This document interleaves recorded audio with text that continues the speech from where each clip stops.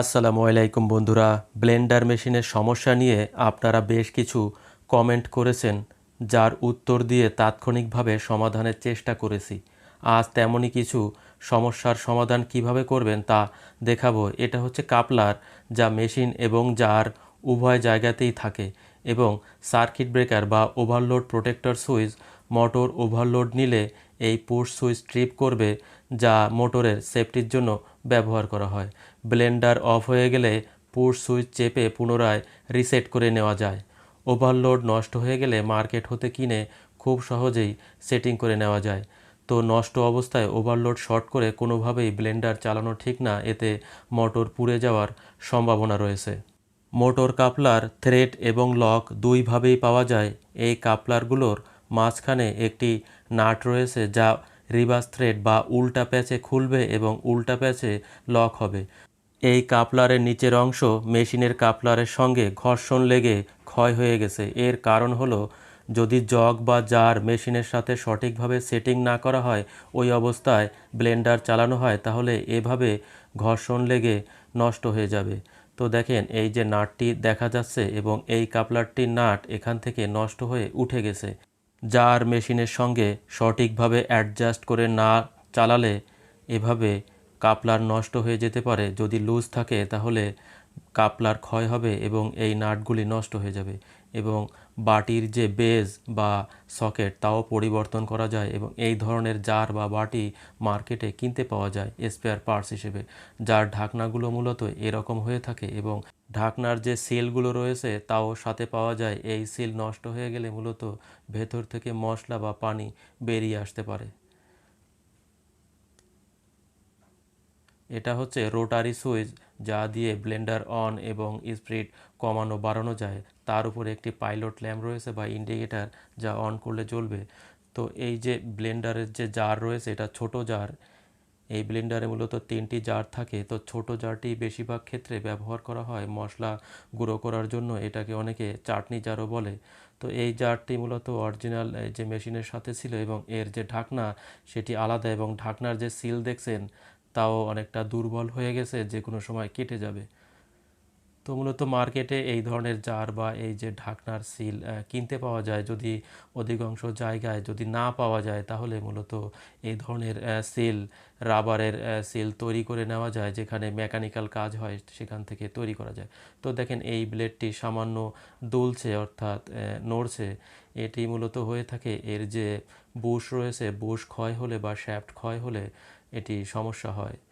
তো এই কাপলারটি কিভাবে খুলবেন এবং ব্লেড কিভাবে খুলে পরিবর্তন করবেন তা আজকের ভিডিওতে দেখাবো। এবং এখানে একটি লক রয়েছে, এই লকটি এই যে খাস কাটা রয়েছে এই গ্রুপের সাথে সুন্দরভাবে আটকিয়ে ব্লেন্ডার অন করতে হবে। যদি এখানে লুজ থাকে তাহলে এর কাপলার এবং নাট নষ্ট হয়ে যাবে। তো দেখেন, এই যে লক রয়েছে এবং নিচে যে গ্রুপ রয়েছে ব্লেন্ডারের মেশিনের সাথে, এই যে সুন্দরভাবে ডান দিকে থেকে বাম দিকে ঘুরলি দিলে লক হয়ে যাবে।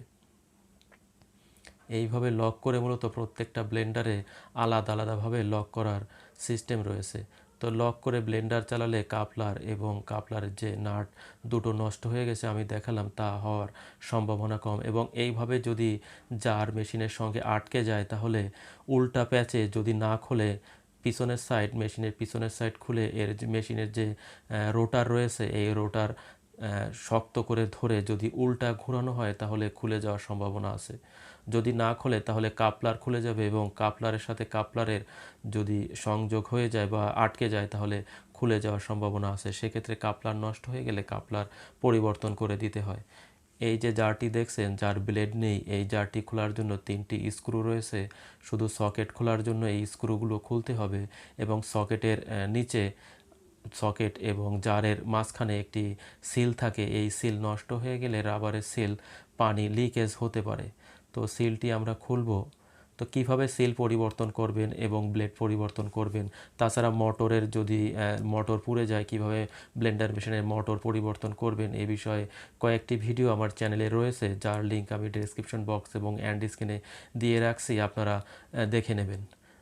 তো দেখেন, আমরা এই যে জারের যে ঢাকনা রয়েছে তার এই যে সিলটি খুলছি, সিলটি অনেকটা পুরাতন হয়ে গেছে, এখনও কাজ চলছে। তো এই সামান্য কিছু সমস্যার জন্যই মূলত ব্লেন্ডার পড়ে থাকে, বাসাবাড়িতে ব্যবহার করা হয় না, নতুন ব্লেন্ডার কিনতে হয়। তো এভাবে ব্লেন্ডার যদি মেরামত করে নেওয়া যায় তাহলে মূলত দীর্ঘদিন ভালোভাবে ব্লেন্ডার চালানো সম্ভব।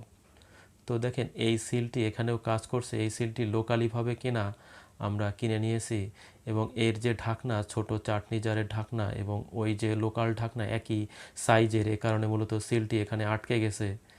এই দেখেন সিলটি এখানে সুন্দরভাবে কাজ করবে।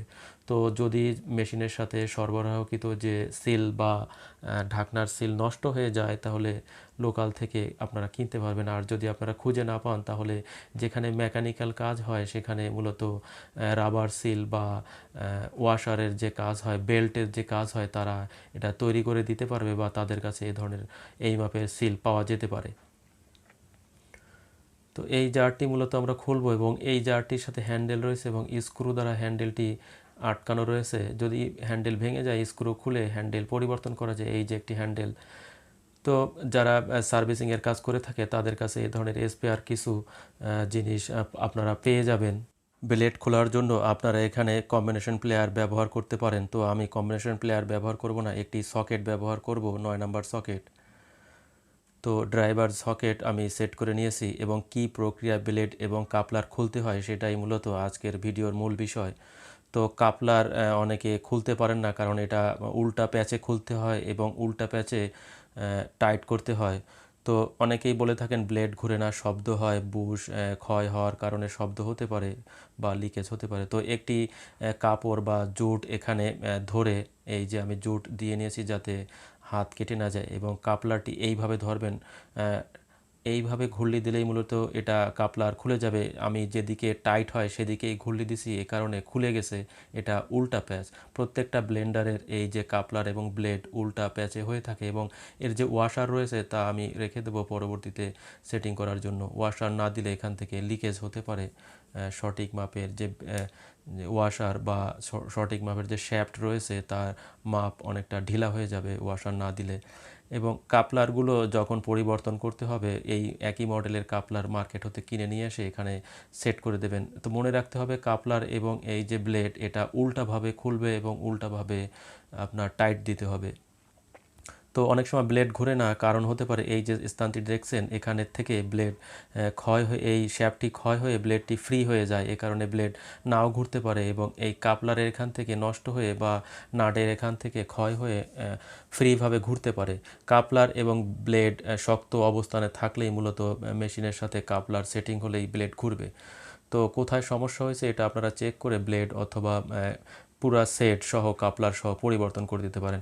তো আরেকটি প্রক্রিয়ায় কাপলার খোলা যায়। এই যে একটি ফ্ল্যাট ড্রাইভার ব্যবহার করতে হবে। ফ্ল্যাট ড্রাইভারটি এইভাবে ধরে উল্টা দিকে যেহেতু খুলবে, আমি উল্টা দিকে বাড়ি দেব। এই যে কম্বিনেশন প্লেয়ার ব্যবহার করে আমি বাড়ি এইভাবে দিচ্ছি যাতে এটা ঘুরে। দেখেন এটা সুন্দরভাবে ঘুরে খুলে গেছে। যেহেতু আমার ভিতরে একটি জুট দেওয়া রয়েছে, ব্লেডটি ফ্রিভাবে ঘুরতে পারছে না এবং এই সামান্য টাইটের কারণেই কাপলারটি সুন্দরভাবে খুলে চলে আসছে এবং ব্লেডটি ফ্রিভাবে আমরা খুলতে পেরেছি। এবং নাটটি খোলার জন্য ব্লেড এইভাবে ধরে জুট ব্যবহার করে আমরা এই নাটটি খুলে নিয়েছি। আপনারা কম্বিনেশন প্লেয়ার অথবা অ্যাডজাস্টেবল রেঞ্জ ব্যবহার করেও খুলতে পারেন। তো এই যে নাটটি এটা মূলত উল্টা প্যাচের এবং পিতলের হয়ে থাকে, যেহেতু এখানে খাবার গুঁড়ো করতে হবে বা খাবার ব্লেন্ড করতে হবে, তাই এখানে পেতল ব্যবহার করা হয়েছে। এবং এই যে শ্যাফটটি দেখছেন এখানে চার কোণায় একটি খাস কাটা রয়েছে এবং জং ধরে আছে। এই খাস কাটার জন্যই মূলত ব্লেডটি এখানে আটকে থাকে। যদি এখানে গোল হয়ে যায় বা ফ্রি হয়ে যায় শ্যাফটটি, তাহলে ব্লেড ফ্রি অবস্থায় ঘুরতে থাকে, অর্থাৎ কাপলার ভালো থাকলেও শ্যাফট ভালো থাকলেও ব্লেডটি আর ঘুরতে পারে না।